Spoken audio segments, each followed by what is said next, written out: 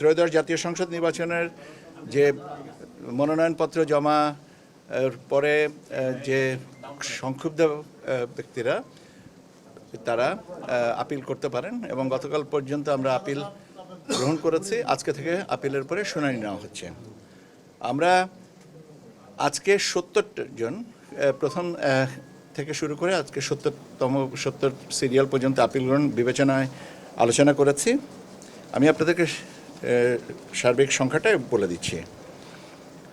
অনুমোদিত হয়েছে, মঞ্জুর করা হয়েছে 52টি, মঞ্জুর করা হয়েছে 52টি, রিজেক্ট করা হয়েছে 15টি, রিজেক্ট করা হয়েছে 15টি, আর পেন্ডিং রাখা হয়েছে 3টি।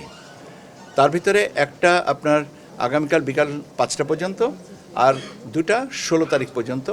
তথ্যগত কিছু অসঙ্গতি আছে যেটা রিটার্নিং অফিসারের মাধ্যমে এটা নেওয়া হবে। আজকে 70 জনের ভিতরে 2 জনা আর উপস্থিত হন নেই। অনুপস্থিতির কারণে ওই 15টা রিজেকশনের ভিতরে ওই 2টাও। এই হচ্ছে আপনার এটা মূলত এই হচ্ছে আপনার সংখ্যাগত হিসাব। আর কিছু আমি এখন আপিলের কথা বলছি। হ্যাঁ, আমাদের আপিল বিষয় শেষ।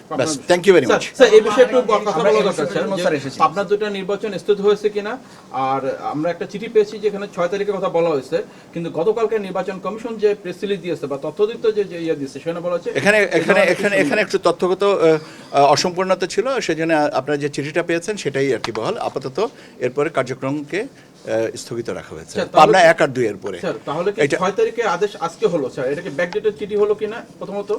6 তারিখের আদেশটা ব্যাকডেটের ব্যাপার না। 6 তারিখের ব্যাপারটা হচ্ছে যে কোনো বিষয়ে 3 ভাবে করা যায়। রেট্রোস্পেক্টিভ এফেক্ট করা যায়, অন ডেট করা যায়, প্রসপেক্টিভ ডেটে করা যায়। এটা আপনার সিদ্ধান্তটা হয়েছিল, যেটা মুখে বলা হয়েছিল সেটা লিখিতভাবে দেওয়া হয়েছে। এটা তো তথ্যগত কোনো অসুবিধা নেই।